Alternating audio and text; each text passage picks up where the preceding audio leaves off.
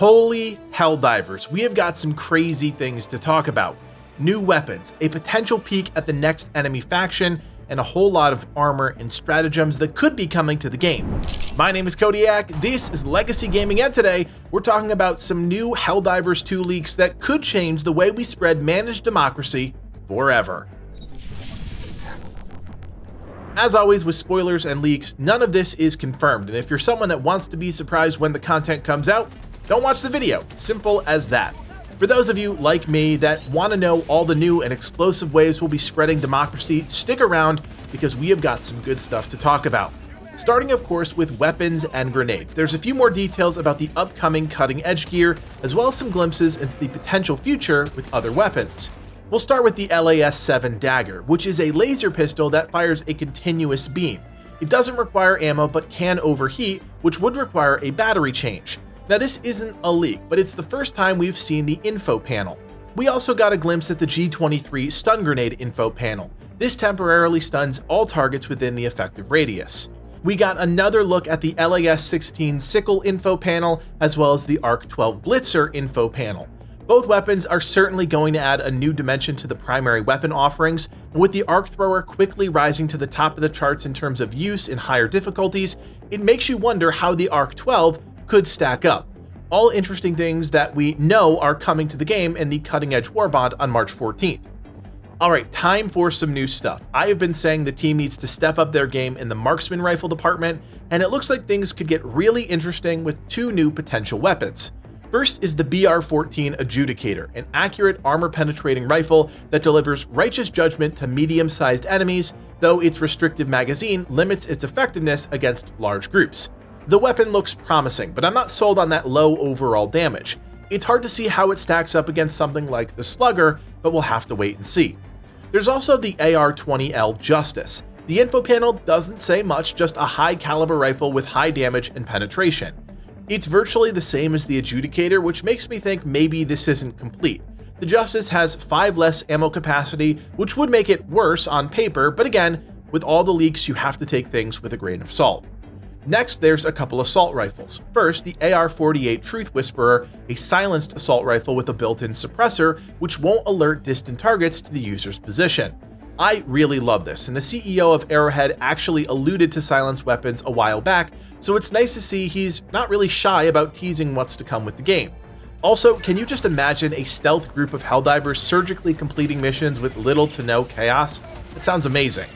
There's also the AR-22C Patriot, a compact assault rifle with an extremely high rate of fire. It almost looks like this could be wielded with one hand, giving you assault rifle damage, but with the flexibility to use it in tandem with something like the ballistic shield. Perhaps. There's also the GP-31 grenade pistol, which does exactly what you think it does, fires a grenade. It does require a reload between shots, but if real, it does change up the secondary slot quite drastically, which I think is the right thing to do, giving players more options with each slot. The CB9 exploding crossbow is back, this time with a full info panel. High explosive damage could be a game changer for players, especially in the right group composition. It's obviously a niche weapon, it's just a matter of how powerful it is against tough enemies like Hulks and Chargers. That's what everyone will be testing once it does deploy into the game. We're still not done, however, as there are more weapons to discuss. First is the SG-225NS Breaker Nail Spitter, because that's what you asked for, another shotgun. This is a modified breaker offering improved armor penetration and accuracy with exceptionally high levels of recoil. There's also the SG-225BB Breaker Bug Biter, a heavier version of the breaker shotgun with higher damage at the cost of recoil and maneuverability. Truly, it'll be interesting to see if there's a noticeable difference between all of the shotguns in the game. On paper, things are all starting to blend together, and the slight variations from breaker to breaker might not be noticeable enough to sway the masses, but time will tell. Finally, there's one new leaked grenade, the G123 Thermite, which is designed to adhere to surfaces before burning to 2000 degrees Celsius. It's said to be able to burn through some armor, which could be a huge game changer when dealing with the toughest enemies currently in the game. That's a lot of weapons, but we are nowhere near done because, my friends, there is so much more, including 2 new boosters, and they are both fascinating. First is the Expert Extraction Pilot, which lowers the time it takes for the extraction shuttle to reach the extraction beacon. I am beyond excited for this one and provides another truly useful booster into the mix. There's also localization confusion, which increases the time between enemy encounters. I'll be honest, I'm not exactly sure what this means. Does it change the way patrols act towards the group, or perhaps how fast enemies spawn for breaches and bot drops? It's just not that clear. Regardless, let's keep moving through because some new stratagems have also been leaked. A number of these we've talked about in other videos, but we have info panels for all of them now, which gives us even more insight into their potential use. You might remember the BX7 Displacer Pack. This is a portable teleportation device which activates the moment before the user would take a potentially fatal blow. We also see details for the MG206 heavy machine gun, which is a very powerful but difficult to wield machine gun with intense recoil. Then there's the MLS-4X Commando, an expendable missile launcher equipped with 4 laser-guided rockets. How this stacks up with things like the recoilless rifle and the expendable anti-tank is what I'm most interested to test out, but it looks and sounds awesome. Then there's the ST-1 Stinger, a single-use target-seeking aircraft missile launcher which must be locked on the targets before flying. While the original thought was that this was perfect for taking out bot drops, I think there's another reason this is coming sooner rather than later: the Illuminate. We also get our first look at some Quasar Cannon laser footage thanks to YouTuber Shogun, who went hands-on with this weapon and showcased its awesome potential. The weapon has a considerable ramp-up time, but its firepower looks to be unrivaled, stripping the armor off a charger after just one hit and taking it out on the second hit. There's also the MS-222 Missile Silo, a Hellpod-sized missile silo for long-range destruction, which includes a remote to select the target and initiate launch. If that's too much firepower for you, how about a few defensive or utility options, such as the Orbital Illumination Flare, which sends out a flare that illuminates the battlefield. There's also the EGL-6 Trench Wall, which is a stationary ballistic cover with a mounted grenade launcher. Apparently, this can protect multiple Helldivers from small arms fire, and there's also an EM-105 Defense Wall variation that has a machine gun instead of a grenade launcher. Then there's the medical supplies, which is a bit of a mystery still, but we believe will be a resupply of sorts that players can call down to give their team instant access to stims, helpful when you add it on top of the resupply stratagem every team gets. We also got a look at the info panel for the recon vehicle, and what stands out here is the one-time call-in use per mission.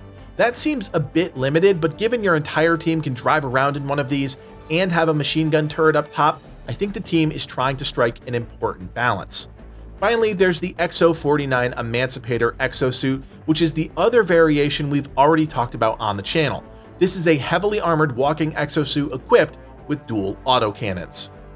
I am honestly exhausted thinking about all of the new gear, so let's take a break and just look at, with no information to support the visual, some new armor sets that were leaked. Based on what we already know is coming with Cutting Edge, my guess is that something in this lineup, specifically this armor set here, is going to come with some serious fire damage reduction to match the arc damage reduction coming with the EX-16 prototype armor.